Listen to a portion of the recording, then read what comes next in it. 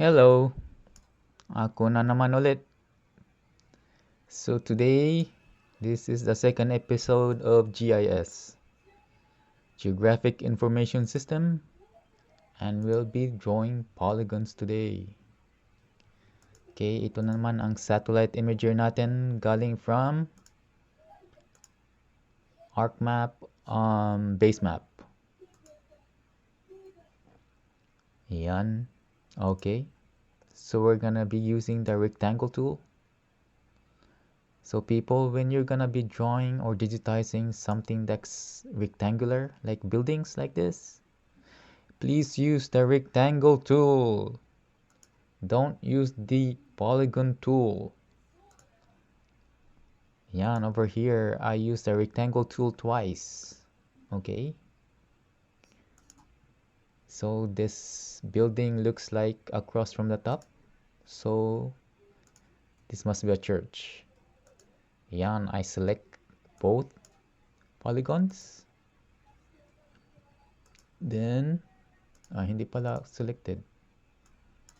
Ayan, selected na. Tapos, merge. So, I combine two polygons together to create one polygon. That's merge. Okay.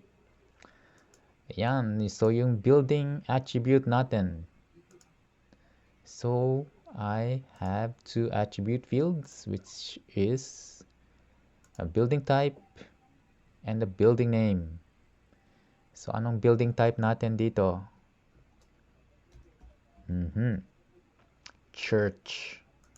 Okay. Tapos, what's the building name?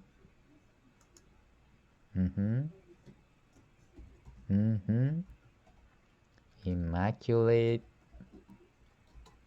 Conception Church. Yan. Ang church natin. Okay. Parang na-freeze ba ito? Hindi na-freeze. Okay. So, I'm using here ArcMap 10.8 ulit. And ArcMap 10.8 is not available anymore. So, S3 has a new ArcGIS Pro. So, hindi pa ako marunong yan. Kasi hindi pa ako pro. Haha. So, ayan. Mali palang spelling eh. Double M yung Immaculate Just remember that. Yan. Immaculate Conception Parish Church. Tama ba? O yan.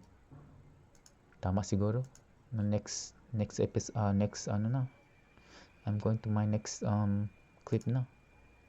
Kasi hindi marunong ako mag-video editing, no? So sometimes it blackens out.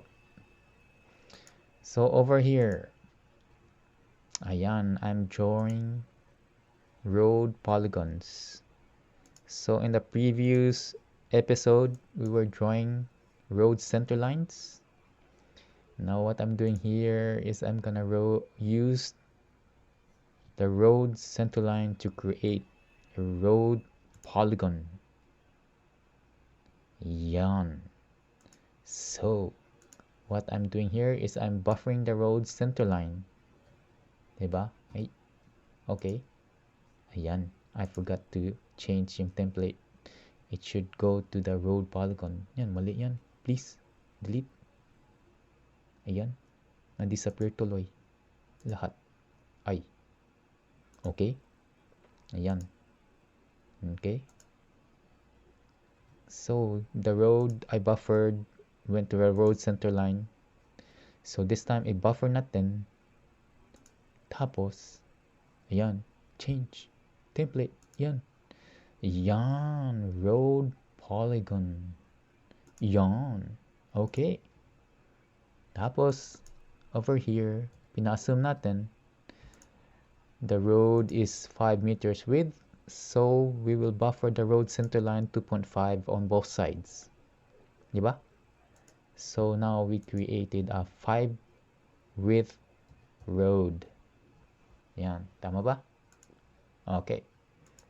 So, I'm continuing. Ayan, nag-disappear na naman tuloy. Ayan, okay lang yun. So, in this next clip, I buffered the road polygon. Siguro 2.2, hindi ata to, 1.5 meters ata. So what happens is, you have the sidewalk polygon on top of the road polygon. Kasi I buffered yung road. Tapos, so there is an overlap between the road and the sidewalk polygon. So, yan.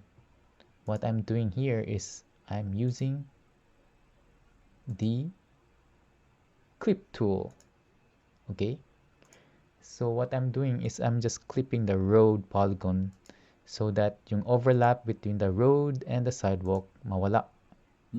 So what is left is the road. So as you can see, nawala na yung overlap.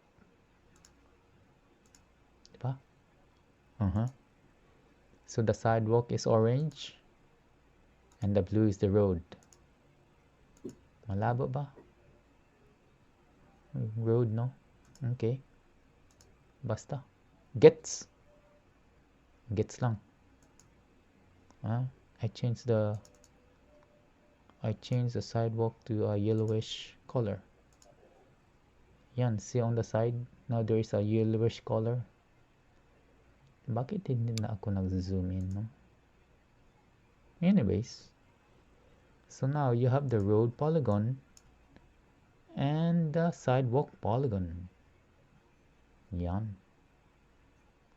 Gets na gets. So what am I doing next? Nag-zoom in. Ayan, nawala tuloy. So there was something going on with my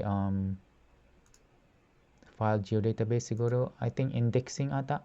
But anyways, okay. So when I do a buffer, now there's an overlap between the existing road sidewalk that I created, no? Yan. See? Na overlap. So it's gonna require a little bit of editing so it doesn't overlap. Nawala tuloy. Oh my goodness. Ano kaya magandang ng video maker software? So over here, I'm drawing polygons ulit of this facility here. Rectangle tool, always people, rectangle. You want your building to look like a rectangle, not trapezoidal, no? So over here, I'm just using the rooftop. If possible, if you're gonna do GIS, you should be digitizing the ground level shape of the building rather than the rooftop. Kasi minsan yung roof, it's bigger compared to the main body of the building, diba? Nag-extend out kasi. But basta, this is the only available we have. And it's also mahirap kung you're gonna be using yung mga as-built drawings and tapos digitize. If I do that, I need to get paid, no? But anyways, so nagdo-draw naman akong polygon. These are buildings siguro. Maybe some are residential. Ayan. Okay. Panning. So people, next time when I next time siguro, when I start using ArcGIS Pro will look a little bit different from this. Yung ArcGIS Pro kasi nag-ribbon na sila instead of yung mga toolbars. Ayan. So I'm adding another attribution. Attribution natin is School. Okay. So we're using school as the building type. And then here, field calculator ulit. Anong pangalan? FCIC. Franciscan College of the Immaculate Conception.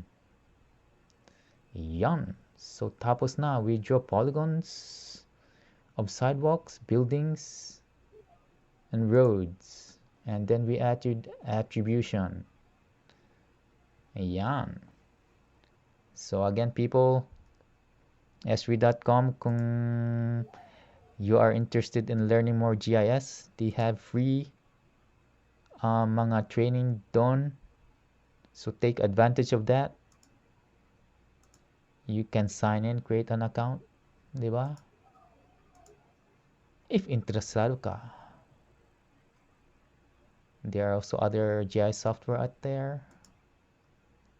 So, yan. Tapos na ata. Okay. Thank you for watching. See ya.